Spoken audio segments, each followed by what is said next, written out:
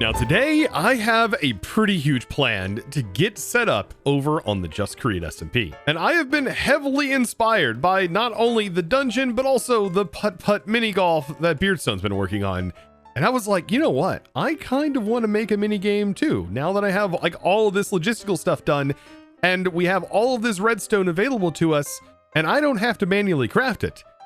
Oh, this is going to be great. But I first need to, well, test and try out an idea because I do want to make an archery minigame. But this is going to require some heavy duty testing, and we're actually not going to be spending much time here on the actual server today. Instead, we're going to be working in a creative world. Yeah, that's right. And we're going to be super duper testing. And so to do this testing, I've made it over into a super flat world. So to be able to test this, I have two chain conveyors here. We have a frog port that's linked to this side of the chain conveyor, and I can put like a single cobblestone in here and give it a redstone signal. That's going to throw that package up here. I just want to see, oh yeah, if it doesn't have a destination, it's just going to hang around. I mean, if we set this to send only, then it shouldn't pick it up, but is it going to spin around?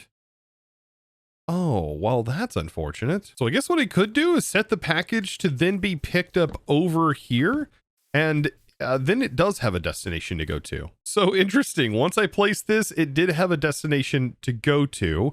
Don't even really need to name this. I could just have this completely cleared, and this will pick it up technically, like that, and then I could just have it sent back over here to keep repeating. So something like this with a weighted ejector that is just simply sending it out, throwing it over here, that then gets repackaged, and now we have a looping system. But can I shoot packages off of the chain conveyors?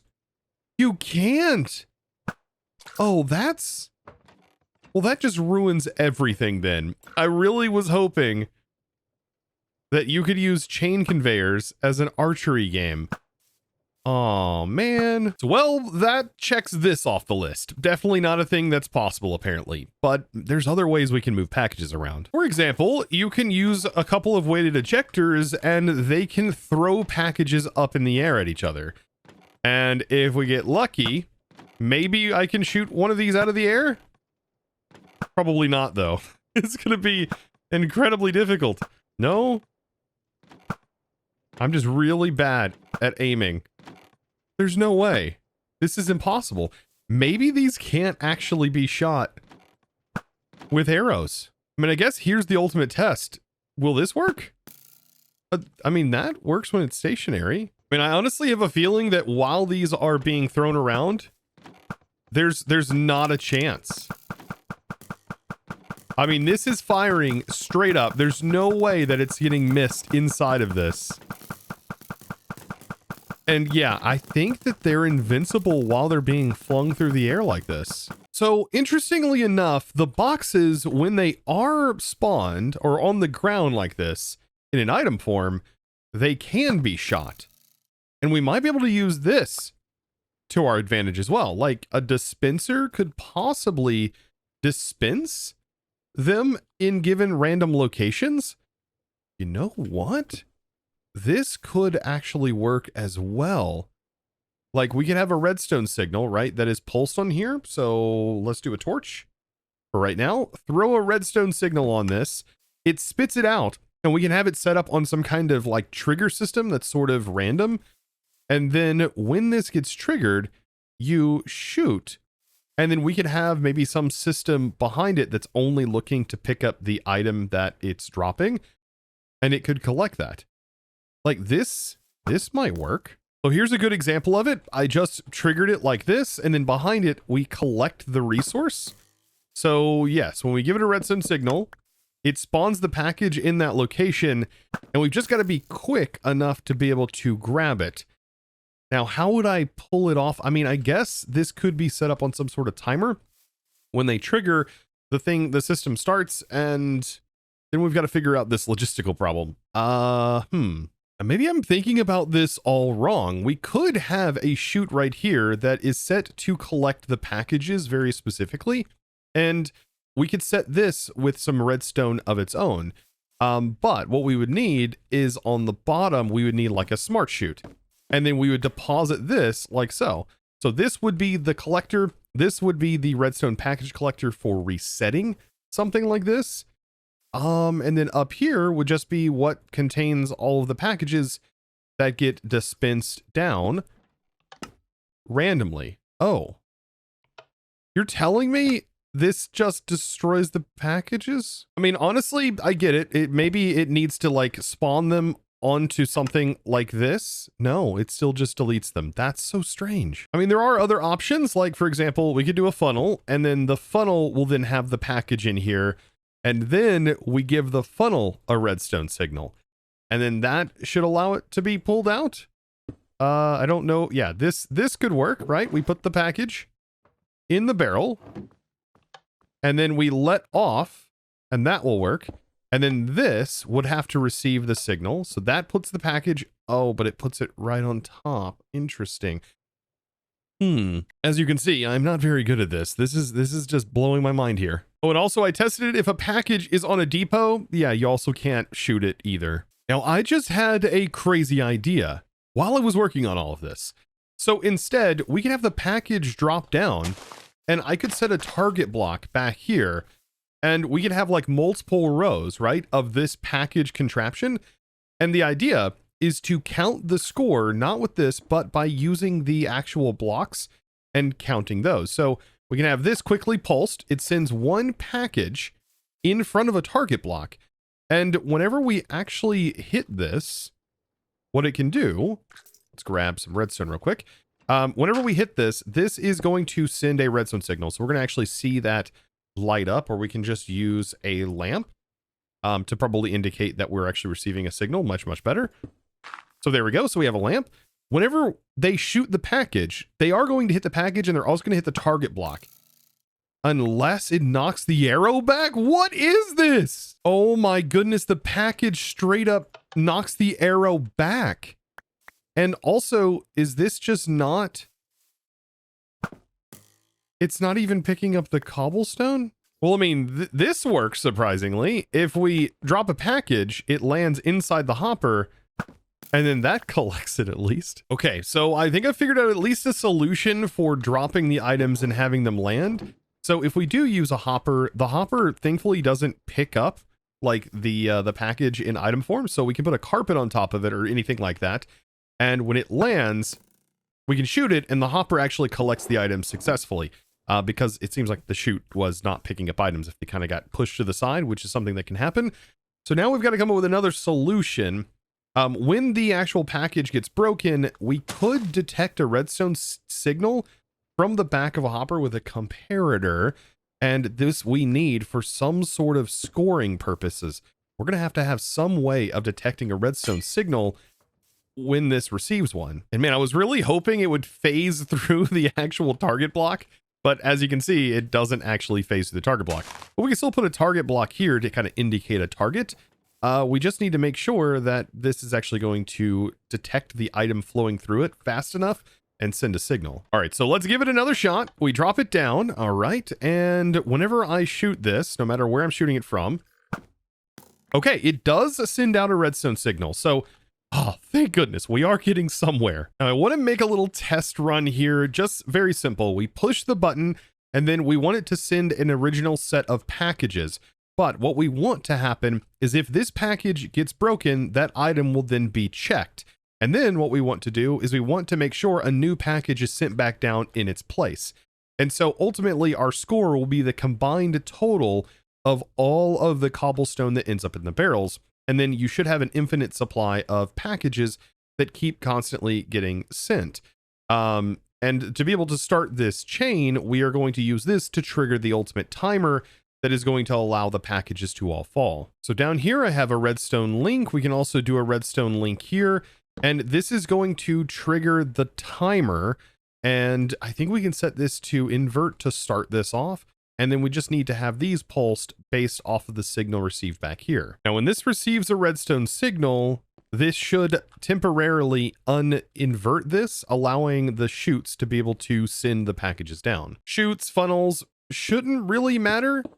All of these are going to be locked like this. And then, like I said, when an item ends up falling down, that should work. But we also need a way to power all of them. And that is where the actual initial trigger is going to happen.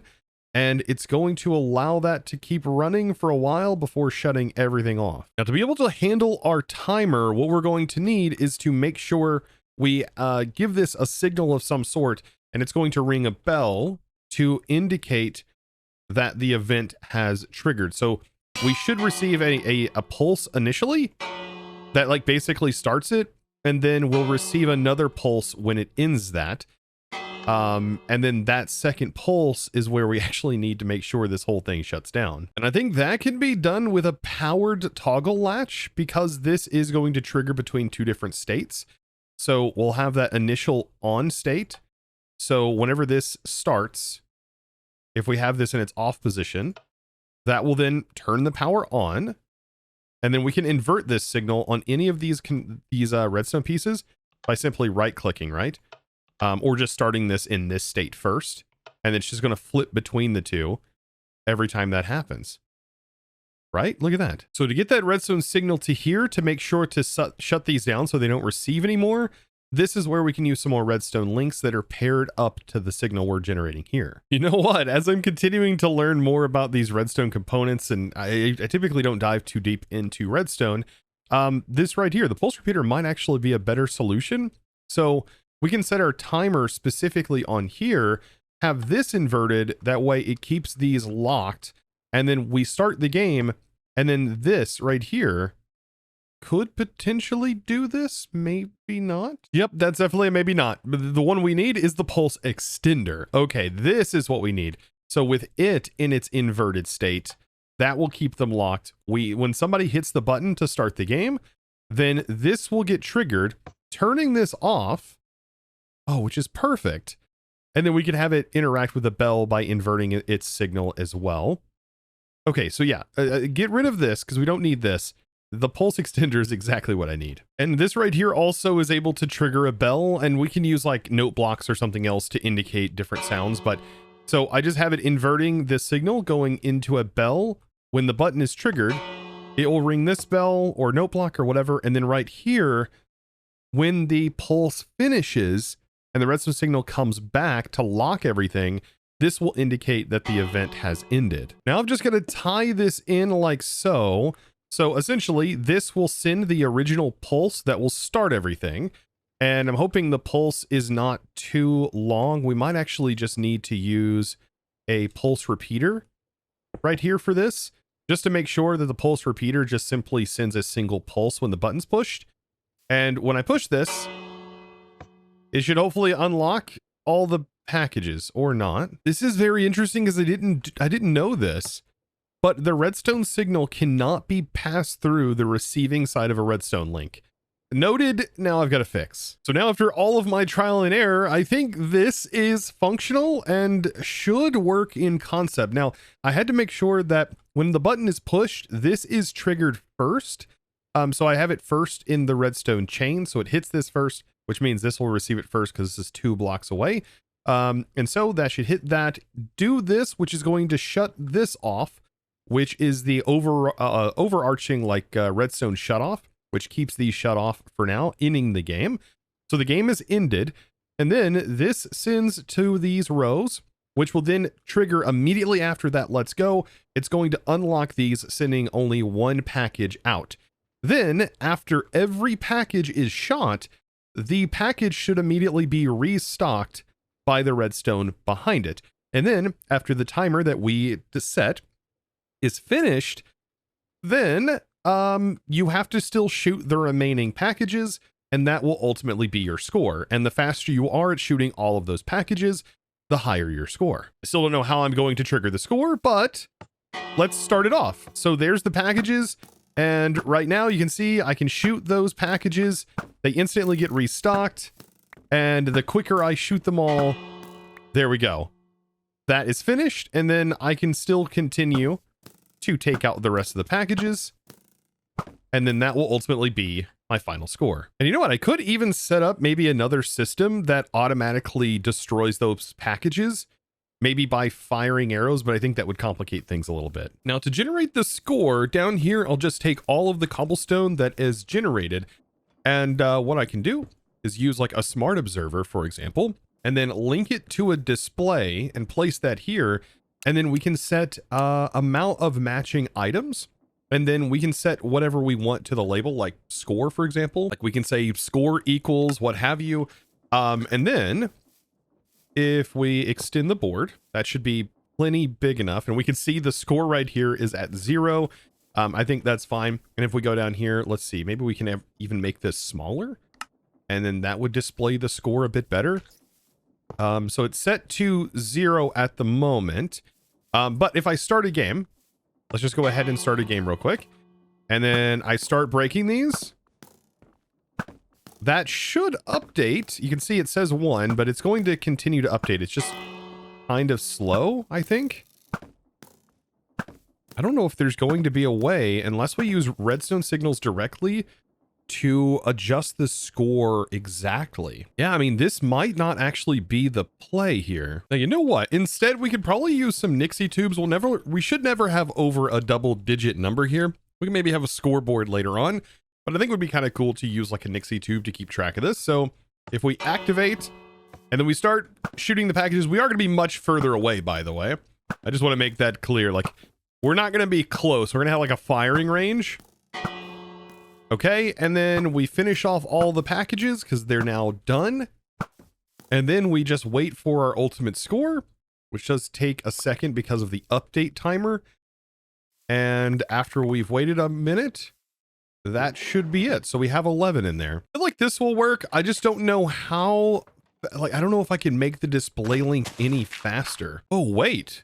We definitely can make it faster. Look, it can be insta requested by toggling with redstone.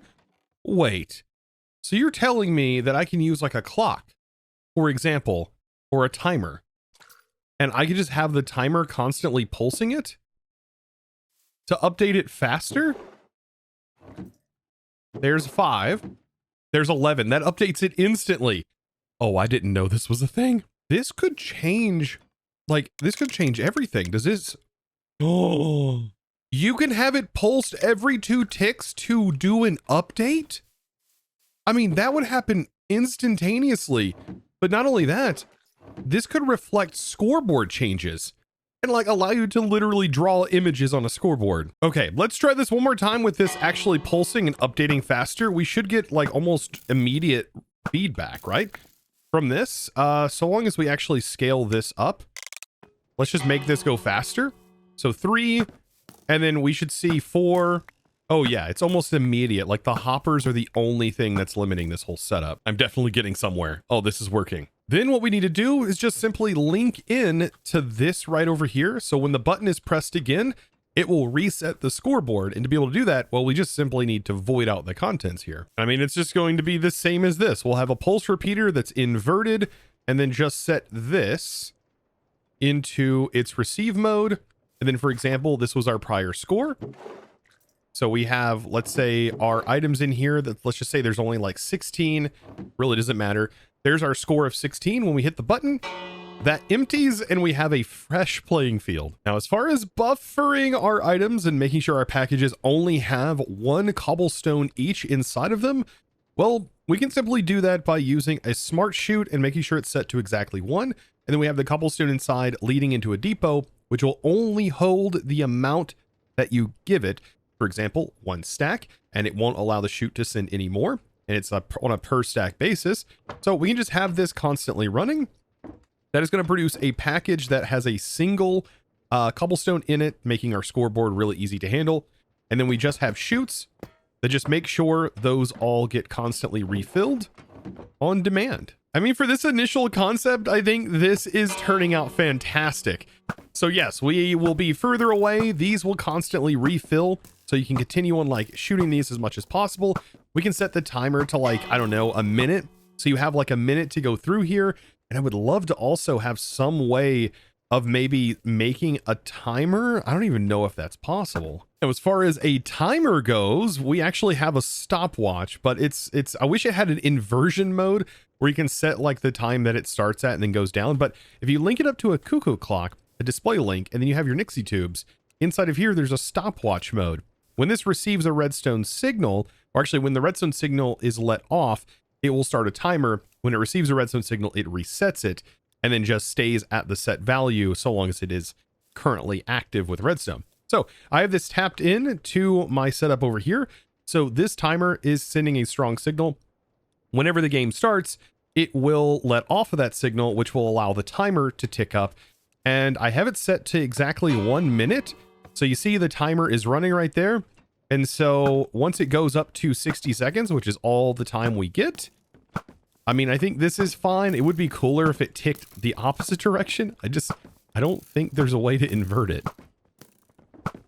Now, if that's not perfect, I don't know what is. It literally stopped at exactly 1 minute, which means our redstone is all functioning. Oh, that is beautiful to see. Now, I was also thinking of including hazards. So for example, we'll be shooting from like back here. And so I added a little bit of a signal setup here. So we have some T flip-flops essentially right here to control the pistons with some blocks on them, and then pulse timers that are kind of set up with 20 ticks, 10 ticks, 20 ticks, 10 ticks. And then over here, we have 20 ticks, 10 ticks. I was actually thinking maybe I should do like 10 ticks, 20 ticks, and then kind of doing the opposite over here. That might actually be too much. I also thought about using like prime numbers on this as well, but that just seemed so random. And I mean, the random could be good, but I just don't know if I want to do it on a per tick basis. I mean, we might be able to set it up to do like every 11, 13, 17, and 19 ticks just to make this a lot faster. I feel like this is going to be the really hard part, because it's also going to be hard if we do a setup like that. It's going to be hard to get it in a stationary position. Like we'll have to have some really specific timings, and I don't know how I would go about doing that. But we do have this linked into the same clock that starts this timer.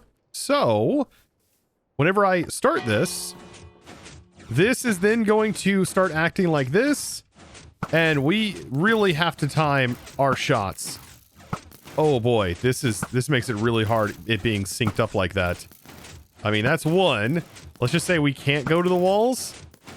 Oh boy, that makes it way harder. Now, I will say using prime numbers and sort of inverting the direction on here feels a little bit fairer, and also a lot more random. And it does allow for these interesting paths to sort of shoot through where you have to kind of turn. I just don't know how this is going to work whenever it's ultimately stopped, whenever it hits that full minute. So yeah, I mean, it's always going to end up like this, where it's kind of up or down. I feel like I'm just causing more problems for myself. Now, outside of hazards, which I can figure out later, maybe having them sprawled a little bit more like throughout the range. I mean, we got to figure out like how far is too far on the range. I mean, this requires you to draw back significantly more, and it does make it a lot easier to miss, which I do like the idea of. So like we can trigger this at a distance, and then you are over here. This is where you actually trigger it. But yeah, I mean, you're going to start. Oh boy. And this is a lot harder. And then our score would be nearby, of course. Okay. Yeah, I kind of like this range. Whatever this specific range is, does feel right. Like if you don't pull back enough, whatever this is, I'm gonna have to count. I mean, this is about 32 blocks. I think that's a pretty good distance. I could even make 3 separate ranges. I mean, because this will be pretty easy to replicate once I have it all installed. But we can have like 3 separate ranges. We have a hard one that is a little bit closer to you, that's next door, and then another one that's even closer. Oh, and that could all be tied into different scores. And yeah, you can get different scores based on that time spent. And I can charge a diamond for every time you play. And this seems like a really addictive game. And what I could do is I could test out this score, I do believe. I think there is a way for me to specify, especially with the, like the way, I'm pretty sure I could do this. I could check if the inventory has reached a certain fill limit. Yeah, with a threshold switch. And then I could present a reward back, like let's say 2 diamonds, if you have completed it, much like a fair ride would do. Not a fair ride, chosen a fair game. Yes, very fair. Now, I think this is going to take some time. It's going to take some trial runs. I'm going to have to run through here and kind of figure out, like, what is an optimal score? Like, I'm going to have to come up with that. I don't want to be just losing money, but I'm almost positive this is going to, one, build up everyone's ability to fire. It's sort of an aiming game. But I also kind of want to see if, I don't know, if I can make money off of this. Honestly, from this range, getting a score of 32 seems really challenging. I mean, if you were to potentially get a score of 35, I feel like that would be insane. But I would also kind of maybe want a way to collect these arrows. I don't know. Now, you know what? Lastly, I have decided of giving a way to pick up the arrows so that way you can come down here real quick, pick up all of your arrows, and then make your way back. So we'll have some belt lines that make that easy to do. And then over here to finish things up, instead of you having to clear it out manually whenever the timer finally ends, this should do the final box clearing, or at least so I hope. So as soon as this reaches the minute timer, this should shoot some arrows, and then those arrows will end up popping the boxes just like that. Oh, and does the final clearing. That is beautiful. So now what I'm thinking is making, like I said, 3 different ranges. We'll have like a shorter range one, but each one of those are going to have different time requirements, and each one of those are going to have different reward payouts whenever the amount is reached. And so we can just do a single pulse when the amount is reached, and then right above your head, whenever you have reached that goal, you will hear a sound that will play, and then you'll receive the 2 diamonds or what have it from the actual gameplay. But you know what? I think for today, as far as concepting goes for this minigame, I hope you enjoyed this episode, as it is a little bit different. Playing around with redstone logistics is not something that I typically do. And we did spend a lot of time in a creative world, which I don't also normally do. But I feel like for a setup like this, for the trial and error required, it definitely requires you being in a creative world. And hopefully I didn't overwhelm you too much with the ideas behind how all of the create logistics stuff works. And I'm sure there's a much more compact way of doing this. You can, of course, let me know down in the comments below if this was a good approach or if there are better ways of doing it. Now, of course, be sure to click that subscribe button if you haven't already, and well, give this video a huge thumbs up, as these videos do take a tremendous amount of time, and I really would appreciate it. And also, don't forget to comment down below if you got any other suggestions before I start actually implementing this into the server. It's going to be a wild experiment. That's going to be a huge project and a pretty large build, as I've got to also figure out where in the world am I going to put such a long setup? Now, of course, it's time for me to thank the amazing supporter of today's episode, and that means I need to pop back over to the Just Create server and place my sign. And that huge thanks is going to go out to Creamy. Thank you so much for your amazing support, and of course, choosing to support me over on the Discord by becoming a Discord premium member and supporting my content in one of the best ways possible. Now, I do want to make sure that this plot is claimed, so plot, claim. Perfect. I have now claimed this plot, of course, thanks to Creamy. And this might be exactly where we build our archery range. But that's going to have to wait until the other episode, and I hope you guys enjoyed. I'll see you in the next one, and as always, thanks for watching.